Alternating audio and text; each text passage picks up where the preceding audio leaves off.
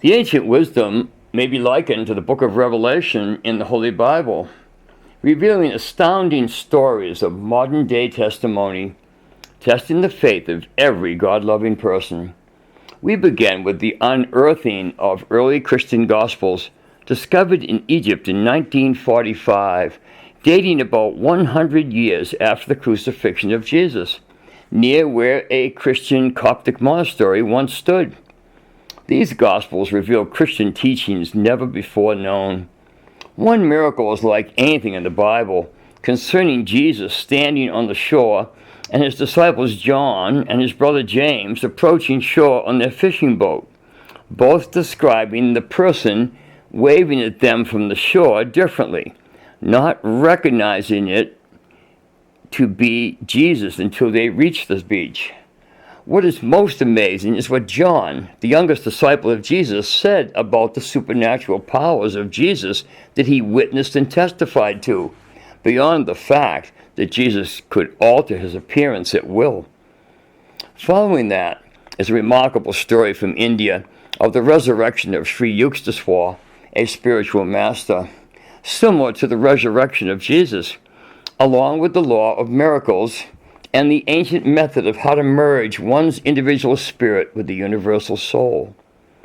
Next is a life-saving miracle of a shooting star experienced by my father aboard ship in the Bay of Bengal, approaching India in 1936, along with his strange encounter and revelation with a holy man in Calcutta, India. 36 years later, in 1972, in Mount Zion, in the hills of Jamaica, after 5 emotional days of prayer, it led me to the 6th day praying under a giant bamboo tree. There, late in the afternoon, I experienced a soul-awakening vision and conversation with a voice speaking with me from out of the sky. Don't worry if you can't believe it. I had trouble believing what happened myself, as it was beyond my concept of belief. Moving forward in the ancient wisdom, we turn the pages back in time 5,000 years to examine the eternal religion or the ancient wisdom in one of the world's earliest books, written following countless years of being passed from master to disciple, called the Bhagavad Gita, the Gospel of Hinduism. This is yoga science, the science of how man can merge with God.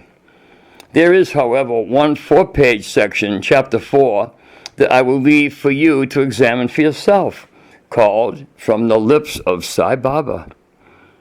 Last but not least is a story of a research expedition consisting of 11 men from the West who journeyed to the Far East in 1894 in search of God-men. For the first year, nothing special happened, but then they met a man who led them for the next 3 years. What they discovered in India may be the most unique spiritual story you will ever read. The Christian teachings revealed to them, along with the miracles they witnessed, is beyond most people's ability to believe, yet believe you must, as it will enlighten you to what was in the time of Jesus, for truth is always the here and now. It is only our failure of consciousness to recognize it. This story, the life and teachings of the masters of the Far East, was documented by one of the 11 men who was an American.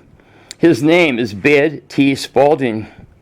Enjoy reading this incredible story in my book entitled Ancient Wisdom.